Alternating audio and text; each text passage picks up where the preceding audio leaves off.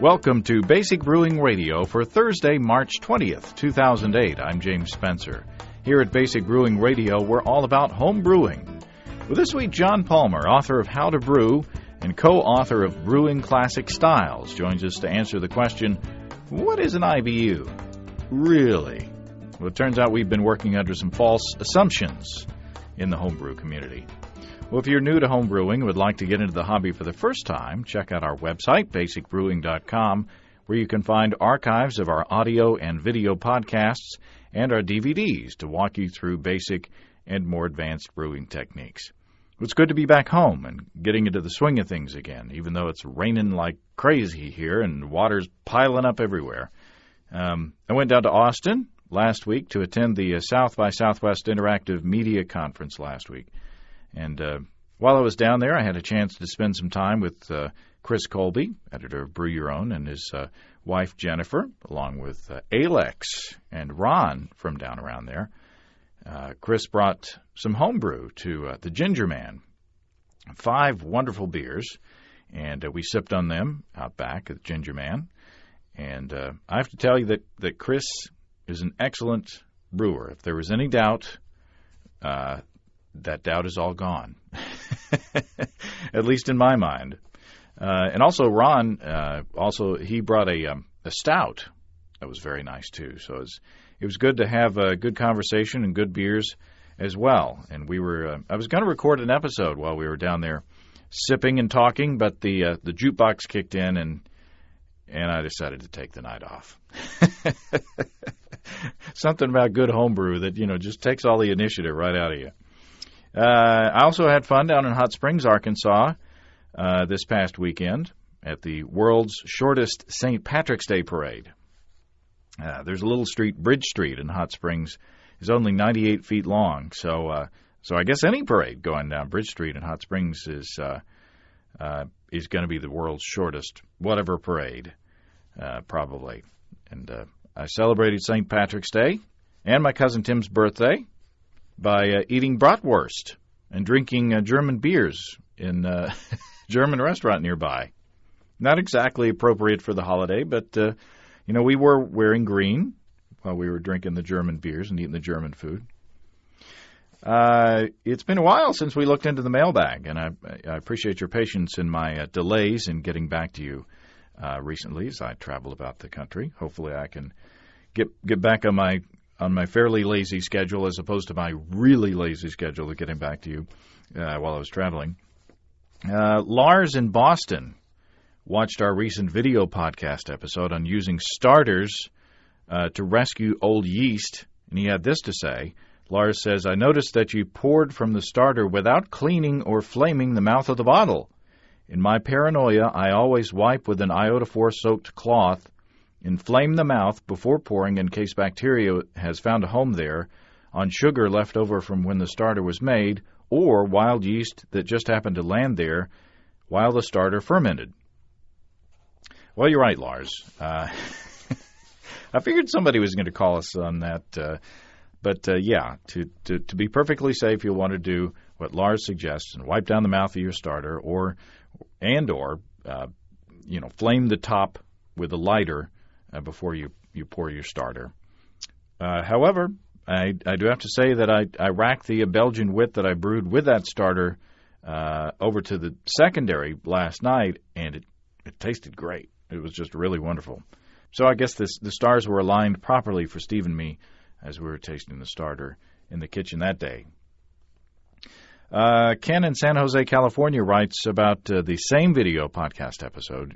Ken says, you and Steve always try your beers on the video podcasts, even the yeast starter, and say how good they are. Was the unhopped starter really that good? I can't imagine it was very tasty. Ken says, it's okay to say, yuck, this is awful. Well, I had a couple of questions about what a starter is supposed to taste like. Our starter with the Belgian wheat yeast did, in fact, taste good, Ken. We wouldn't lie to you.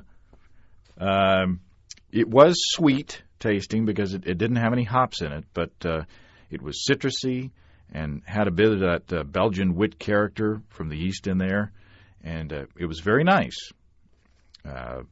So So there you go. When you think about tasting starters, instead of thinking what they should taste like, you might want to think about what they shouldn't taste like. If it tastes soured or spoiled or nasty in any way, then you need to get rid of it and not pitch that into your beer. That's could be a sign of infection. And that's a really good way to test your yeast is to make a starter with it. And if it tastes great, then go ahead and brew with it. And if it tastes nasty, don't. You can save yourself a bunch of time, money, and effort by not pitching bad yeast into good wort. Matthew from Brampton, Ontario, Canada writes, I've never read anything that said what to do with my opened, half-used hop packets. I used to throw them away, thinking they were not going to last until my next brew day. With the hop shortage, I'm questioning that. Can an opened, half-used hop packet be saved?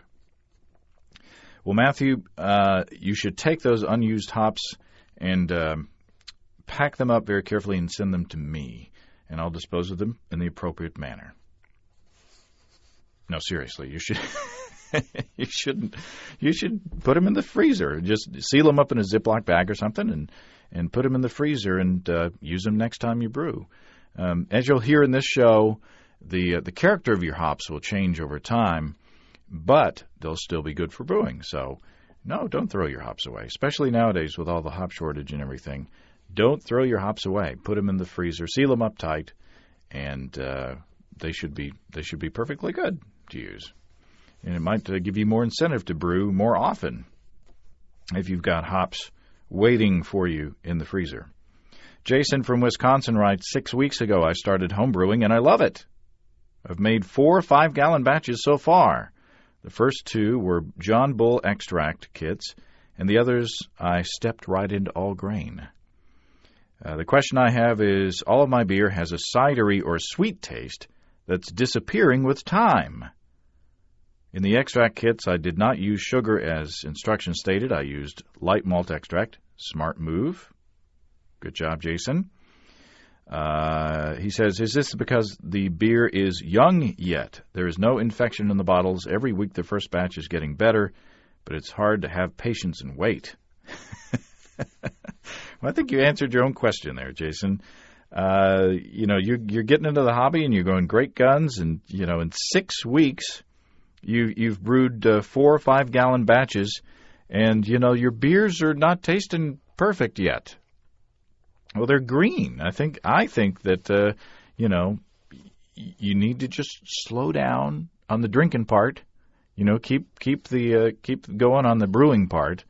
But slow down and give your beer some more time to age.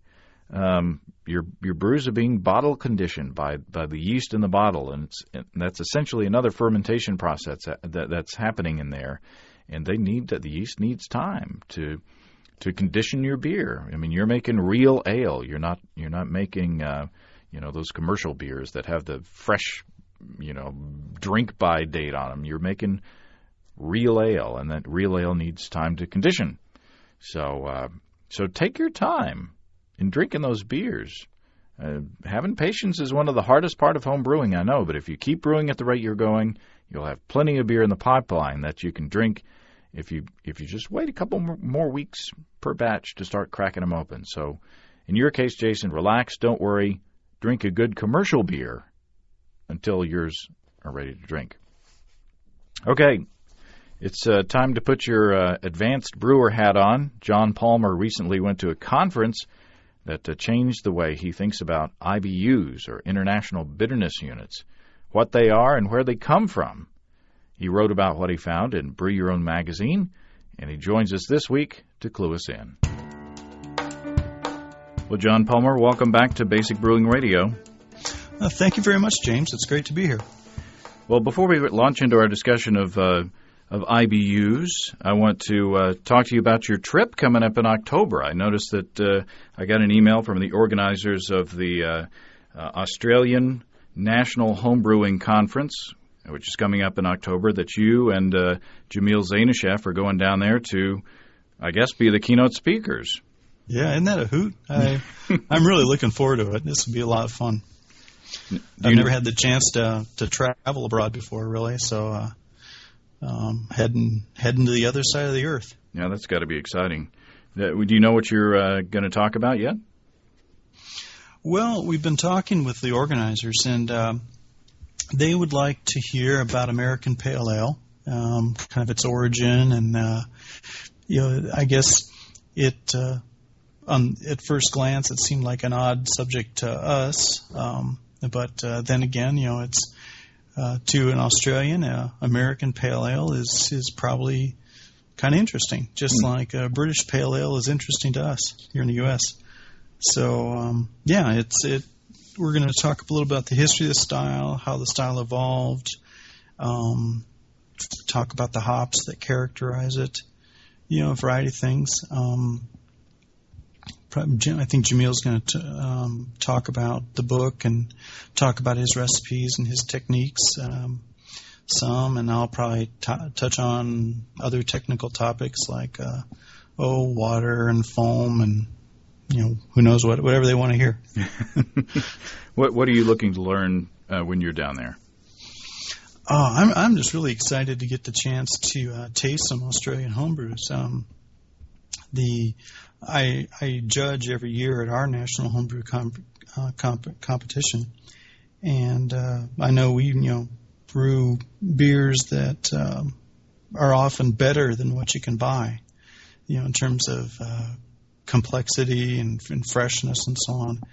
And I'm eager to try theirs too, to try their interpretations of styles, see how they compare. You'll have to dispel your feeling of Australian beer being characterized by big Foster's oil cans. That's right. Yeah. Yeah. Well, for those who are interested, I am going to put a link to the conference in the description of this episode on basicbrewingradio.com, and I'm talking to the organizers about some more stuff later on down the line coming from that. So that's exciting. Indeed.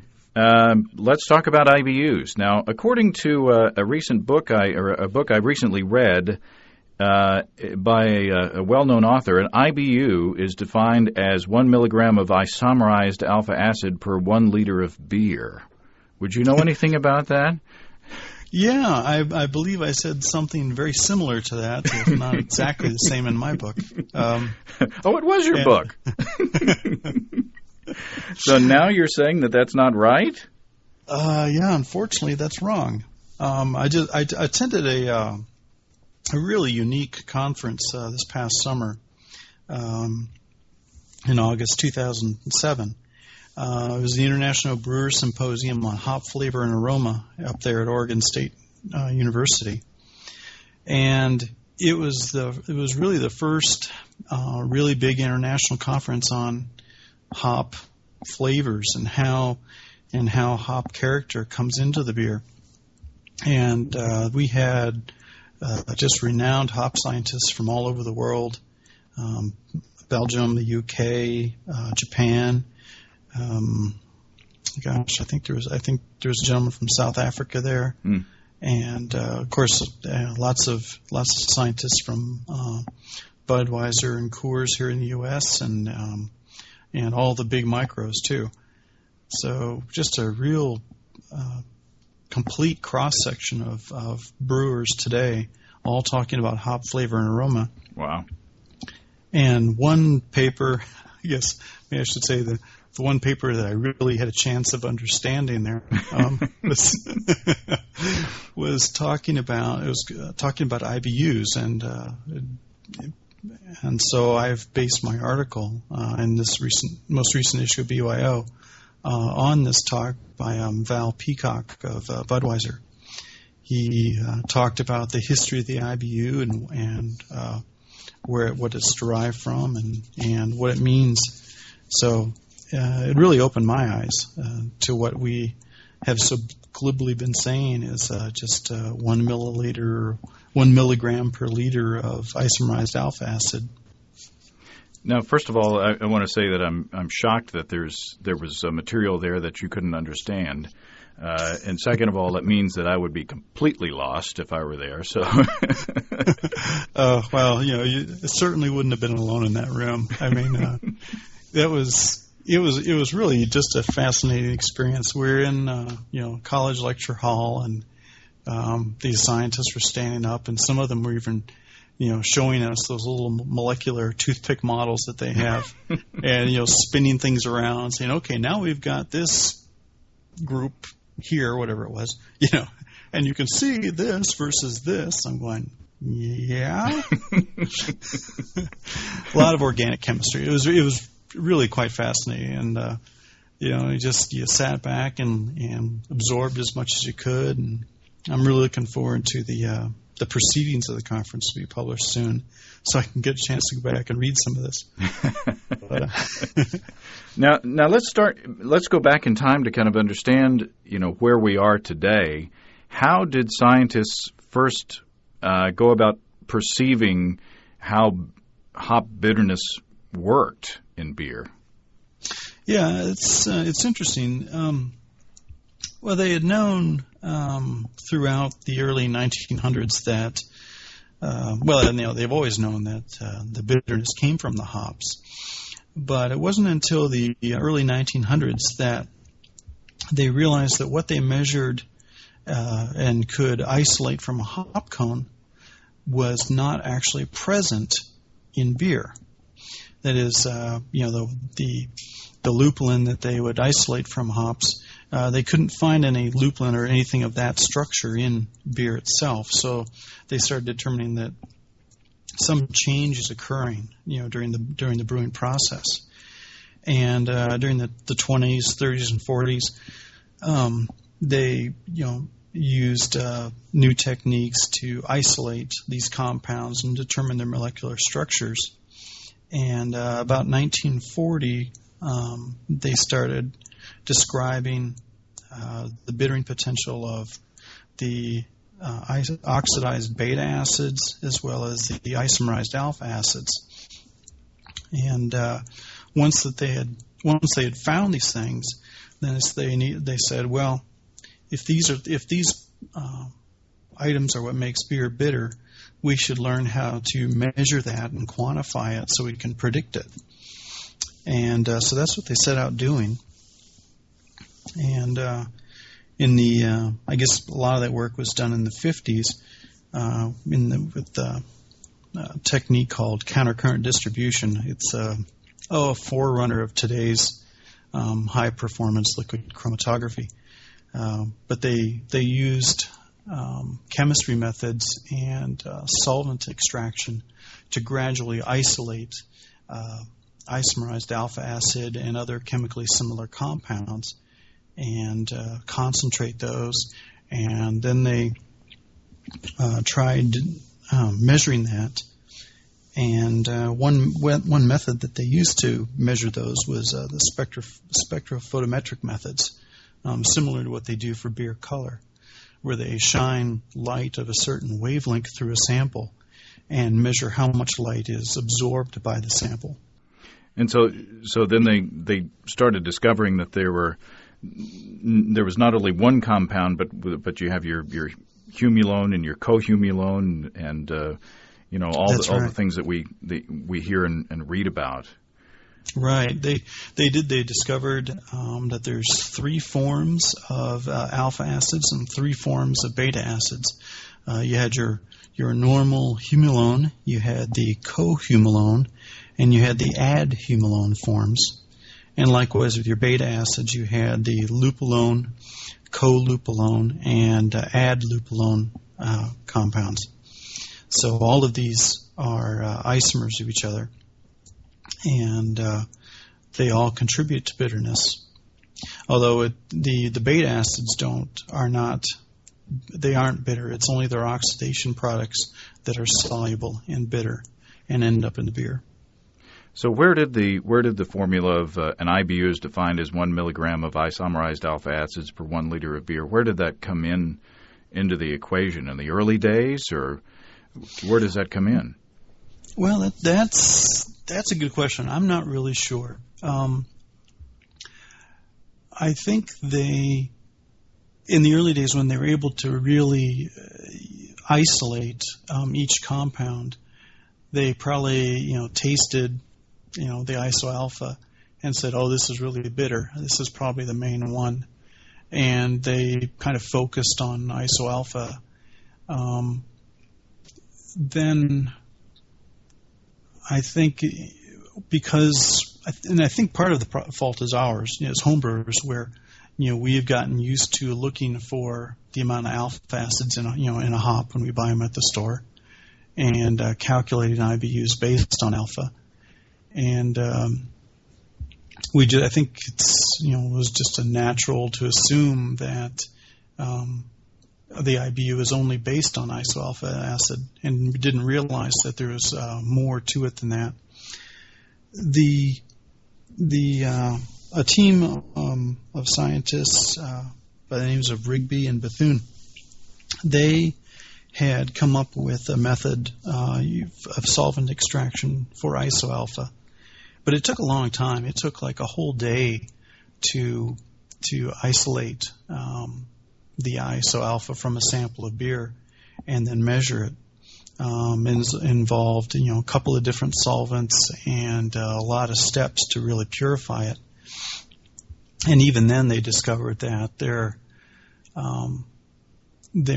attempt to measure that and correlate that to just isoalpha in the beer, they were often off by 30%. They were 30% high.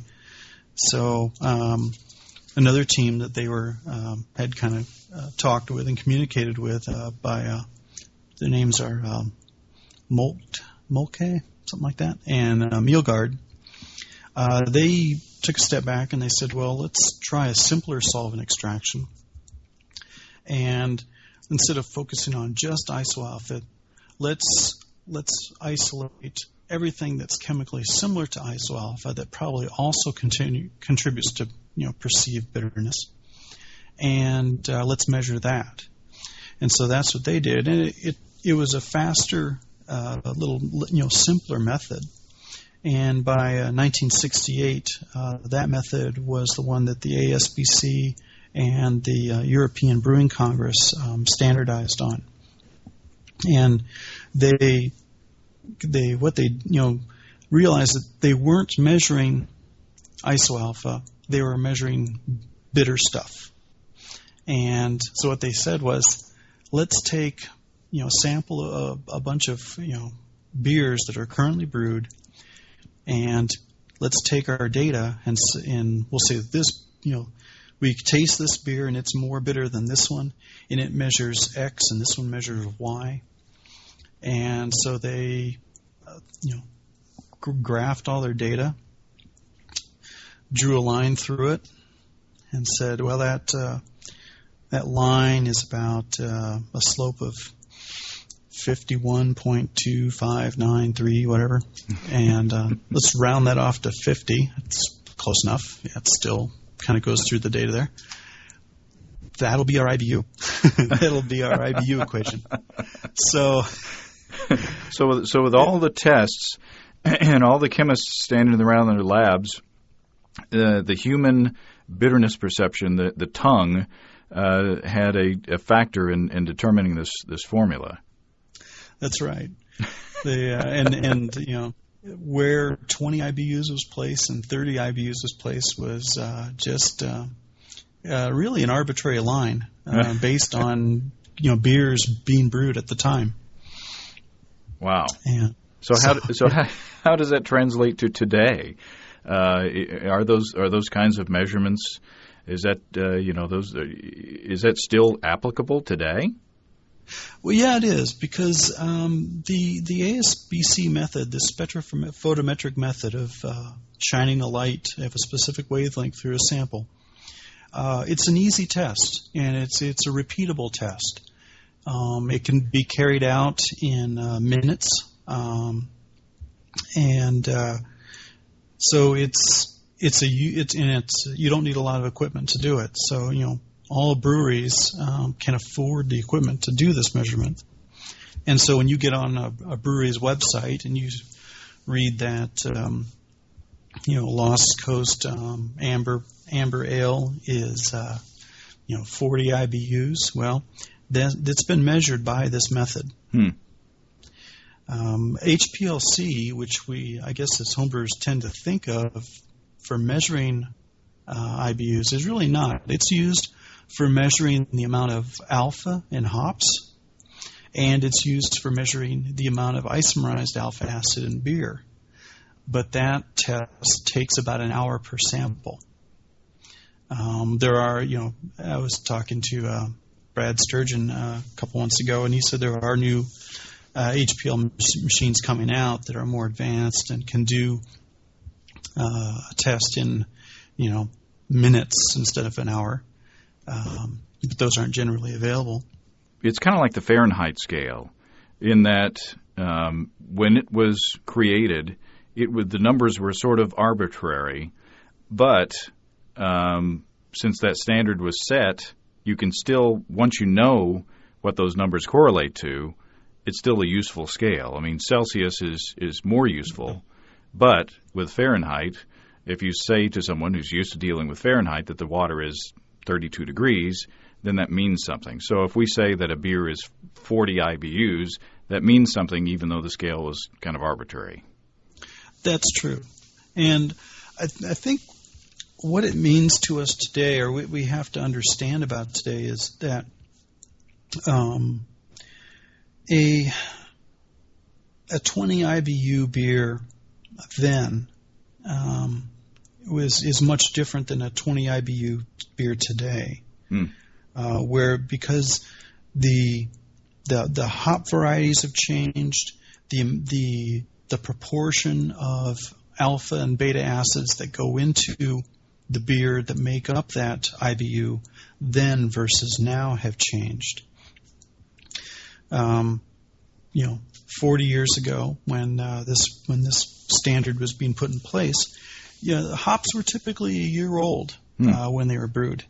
They had been shipped across the sea, and they may have been refrigerated, but even 40 or 50 degrees refrigeration for a year will still result in half the alpha acids being oxidized and their potential being lost to the beer. But meanwhile, during that time, the beta acids are oxidizing, and their bittering potential is going to contribute to the beer. So, the whole hop character, 40 years ago, was very different than today's high alpha variety hops that are, stored and picked and used fairly quickly. So, 30 IBUs then and 30 IBUs now, different beers, different profile. So you could brew with year-old hops that weren't stored at optimum conditions, and you could brew with fresh hops with optimum conditions, have two beers with the same technical IBU number, but the character of the beer would be different. Would be different. Yeah, that's right. Would the perceived bitterness be different? Yes. They've done several studies on this over the years. One that I was reading from 1987, done in Japan. They did an experiment very much like this, where they took year-old hops that had been stored, in a refrigerated yet kind of open bag condition. They brewed with those, and then they brewed with fresh hops. Brewed beers that were designed to be similar to their standard lagers at a 22 IBUs.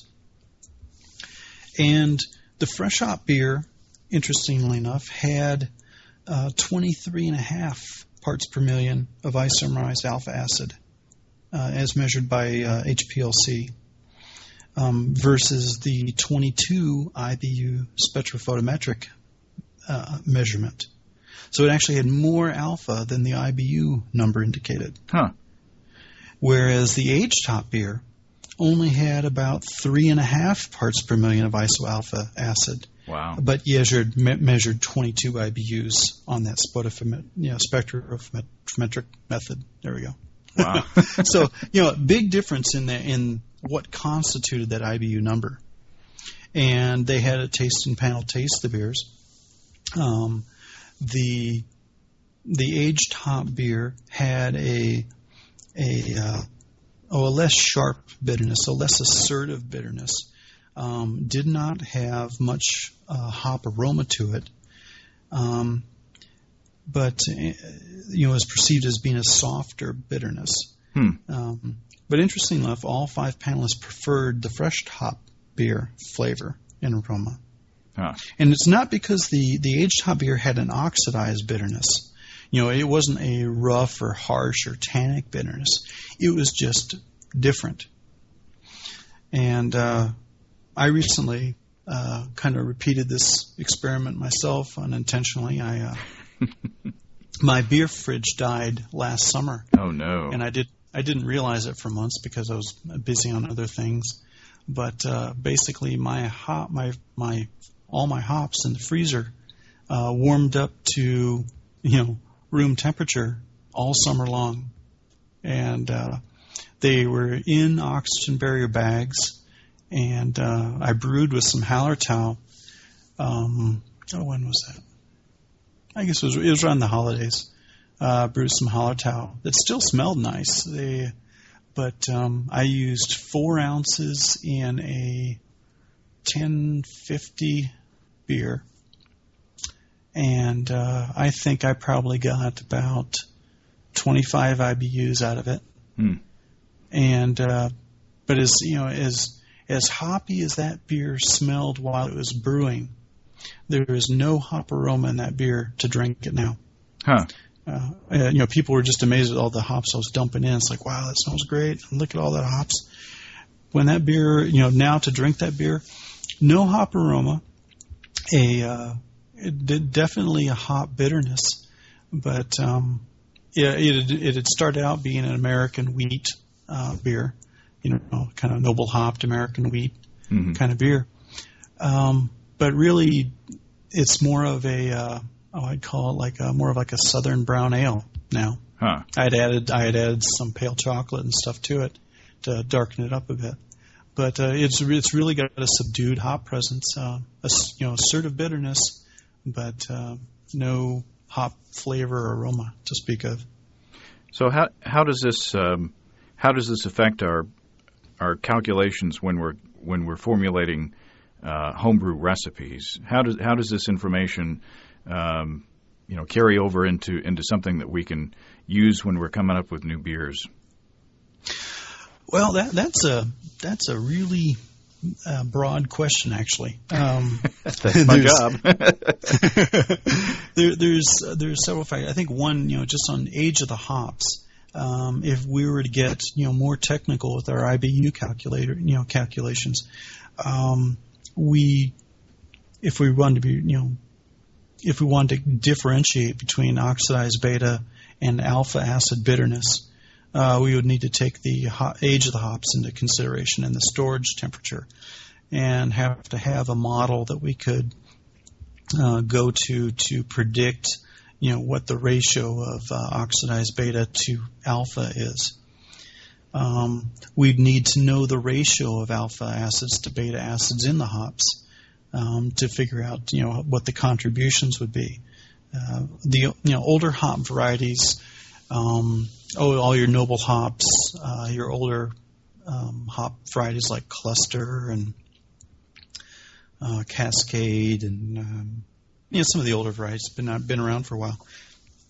They all typically have 4 to 6% beta acids in them, and when you look at the alpha potentials of those hops, and a lot of like East Kent Goldings also, typically it's a 1-to-1 kind of ratio between alpha acids to beta acids.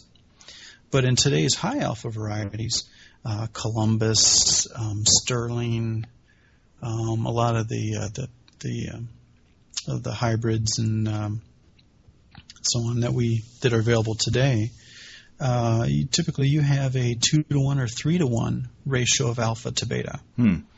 So and they have better storability. So even though you may lose, if the hops are a little old, you may have lost, 20%, 30% of your alpha. You still have a predominantly alpha acid-based hop, and with only a small contribution from oxidized beta acids. So it's kind of a wrinkle, trying to figure out that aspect of what you're putting into the beer. So some varieties, if they have an even alpha and beta acid makeup, if they get older, they'll still be as bitter, but the character of that bitterness will change. But the higher That's alpha right. acid percentage hops, when they get older, they'll actually become less bitter. Yes. You'll see a greater drop in perceived bitterness from on a weight basis. 1 ounce or 20, 50 grams of say Columbus hop versus 20 grams of East Kent Goldings or Fuggle.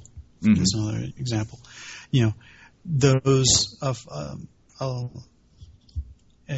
older hop variety would kind of lose and gain bitterness on an even ratio, whereas the high alpha variety would just lose alpha and not gain so much bitterness as a function of hop weight due to age.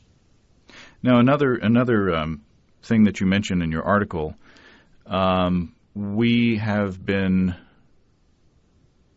trained through reading literature of all kinds that hop alpha acid isomerization is affected by wort gravity. But yeah, we have, haven't we? Like I said, this seminar, this whole conference was a real eye opener for me. Made me realize that I had been, following the same assumptions as everyone else for a long time. But yeah, it turns out that isomerization kinetics, that is the rate at which alpha acid will isomerize into isoalpha and become soluble, that's pretty constant. The amount of wort gravity really doesn't affect that. Hardly at all. But what the effect of wort gravity is actually in how much hot break material that wort generates. And alpha acid likes to, or doesn't like to, but it will, cling to break material. It'll cling to the sides of the boil kettle. It'll cling to the sides of the fermenter.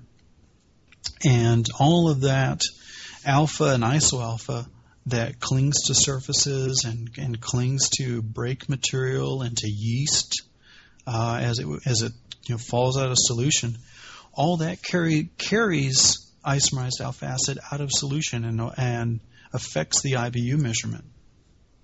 So the function of wort gravity on IBUs that we use in our hop calculations, in our IBU calculations, it's not the effect of decreased solubilization.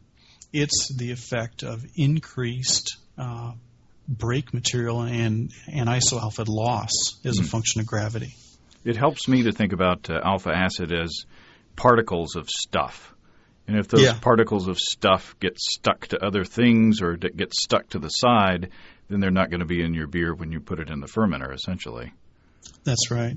And in that along that same point, if you think about a Belgian triple, where you have 20% of refined sugar making up your boil gravity, that's going to have 20% less break material than an all malt beer, and less isoalpha is going to be carried out of solution. Mm-hmm. Likewise, if you're doing a rye pale ale or a wheat beer, where you've got a percentage of wheat malt or wheat or rye adjunct in there that has more protein in it, that's going to contribute to more hot break material, and it's going to be more isoalpha carried out of solution. So your utilization, your hop utilization, is going to decrease in that case. Now, let me ask you an off-the-wall question. As I understand it, in talking to Bob Hansen from Breeze Malted Ingredients, a lot of the protein, the hot break, is coagulated out of the wort at the extract manufacturer. So when you get extract, when you do an extract beer, you don't have as much break material, correct? That's right. That's right. So we've been telling people, if you when you're doing a split boil, and you're shooting for a final or an original gravity of 1050 for your beer, and you only boil half of the volume of water with your extract, you're actually boiling a wort of 1100. That's right. And we've been telling people that because the density of wort affects the isomerization of hops, that it's best to add most of the extract near the end of the boil so you won't affect the hop utilization. Mm-hmm. So how does this news affect that advice? I think the spirit of the advice is still sound. Mm-hmm. I think maybe the magnitude of the advice is reduced, because if going to the fact that extract has already been boiled once and a lot of the hot break material has come out. Now, hot break precipitation, or coagulation precipitation in the boil, is a function of the total amount of protein present and the temperature you reach during the boil, which it really doesn't change very much. It's like shifts a half a degree or something, because we're not talking really high gravities when we brew, even when you do a concentrated boil with like 10100. Mm-hmm. The boiling point doesn't elevate appreciably. It may be able to go up to 100.5 Celsius or 101, but I mean it's small. So there's a solubility limit of protein at boiling point, and so you've got a supersaturated solution. Hot break comes out. When you take that extract and now you do a normal gravity boil, let's say a 1040 wort boil, well, most of that protein has already come out. You're not going to get very much hot break in a 1040 wort malt extract boil, because most of the hot break's already happened. Mm-hmm. So you're probably going to get less alpha taken out of solution then. If you do a concentrated boil, this 10-100 that we talk about, where you put all the extract in the pot and boil it for the whole hour, you get a lot of hot break then, because you've gotten a lot higher concentration of protein that's going to precipitate out, and that is going to carry off a percentage of the isoalpha. But the kind of the unknown here is the amount of hot break from a concentrated malt extract boil of 10100. Is that the same amount of hot break you would get from a all grain mash of 10100, a boil of 10100? Probably not. Probably it's like I say, it's malt extract. It's already been boiled once. There's probably less total protein at that gravity, that perceived gravity at 10100, than there would be, for the real thing. Yeah, I can tell you from my experience with small batches, in doing just like a 3-quart batch of beer, doing an all grain and doing an extract of the same recipe, essentially the same gravity of wort, it's a big difference. Okay. There's a whole lot more break to deal with, after you've chilled the wort with an all grain batch. In fact, I have to modify my recipes because there's just too much stuff in the bottom of the brew pot. So, well, have you been able to perceive a difference in bitterness between the beers? I haven't brewed them side by side, Okay. But to check that, yeah, I haven't. I don't think it's. I don't know, to tell you the truth.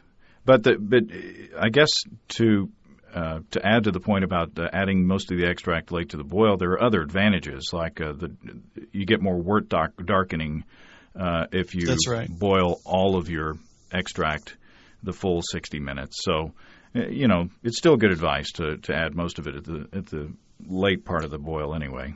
Yes, I think so. I think you end up with a fresher beer flavor with the extract late method than you do with a concentrated boil method. I think you get a much truer to style flavor profile from the beer with extract late versus concentrated boil, and that goes it goes with the darkening. It's the Maillard reactions that occur, and you get different reactions at different gravities. So you're going to end up with different flavor profiles at different gravities. And because we as consumers are used to tasting commercial beers, of an example of a style that have been brewed in a traditional way, 1040 boiling to a 1045 kind of thing, versus a high gravity brew where it's boiled at 1090 and then diluted down to 1040 in package. We're used to a set of flavor profiles out of that boil that that's not a high gravity boil flavor. Let's hearken the listeners back to your hop IBU study of last summer. I listened to that show with a lot of interest and contacted Brad Sturgeon and the other gentleman, Paul, I believe his name was. Or is it? Paul Charlesworth.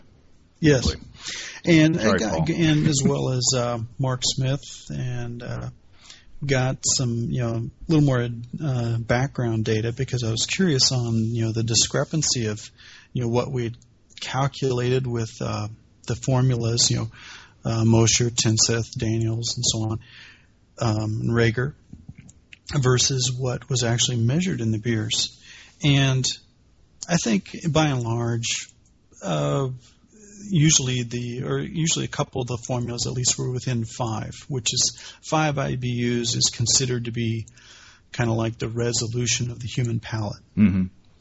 And so I thought, okay, that's not bad. But there is one beer that was quite a bit off, and I think the calculation was for like 18 or 20 or something like that IBUs, and it was around 20 for the Hefeweizen, and yet it only measured 7 in the photometric test.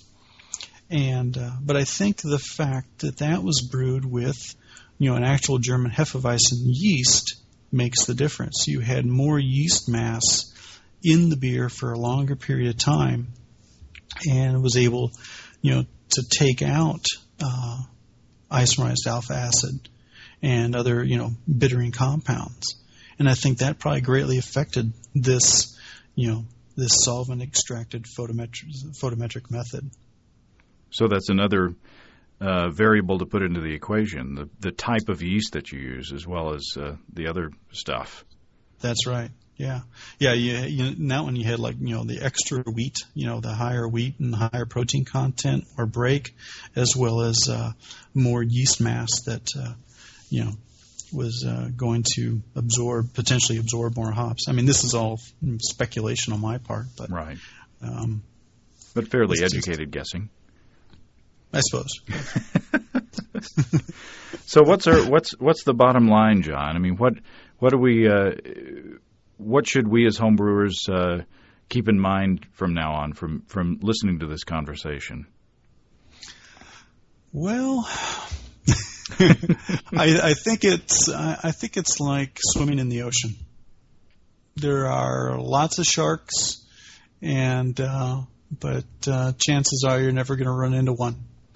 I think this information is, academically it's interesting. It's something to keep in mind, perhaps, if you are searching for that factor that, threw your last, beer off in terms of what you had expected it to taste like.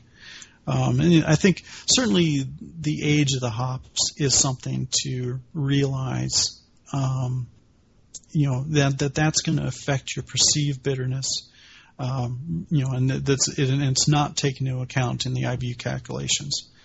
I think the understanding that the gravity factor that we use for utilization in the hop IBU calculations, understanding that is not the solubility of the alpha, it's the amount of break material and stuff that gets carried out of solution. That's the real difference. But we've been using our IBU calculations now for 30 years. We've generally brew in style with them, in terms of BJCP judging and competitions. So I think it's one of those things where you just say, relax, don't worry, you have a home brew. Very good. To borrow from a wise man. There you go. Well, on that note, I appreciate your time once again, and I look forward to the next time. My pleasure. Thanks a lot, James. Well, thanks again to John Palmer. Just goes to show you, if you keep your eyes, ears, and mind open, you can always learn new things. John is the author of How to Brew and the co-author with Jamil Zainasheff of Brewing Classic Styles. You can read John's article in Brew Your Own magazine. And by the way, if you click on the banner for BYO on basicbrewingradio.com, you can get a free copy. And if you subscribe after receiving your free issue, you'll be helping to support this podcast. And I'll also, if I remember, put a link to the Australian Home Brewing Conference that's coming up in October. I'll put that in the description of this episode on basicbrewingradio.com. If you have brewing questions, show suggestions, or just want to say howdy, write to james@basicbrewing.com, or just fill out the contact form on basicbrewing.com, and please don't forget to tell us where you're from. Somebody the other day assumed that this last part was always pre-recorded. It's not. Do it fresh every week, just for you.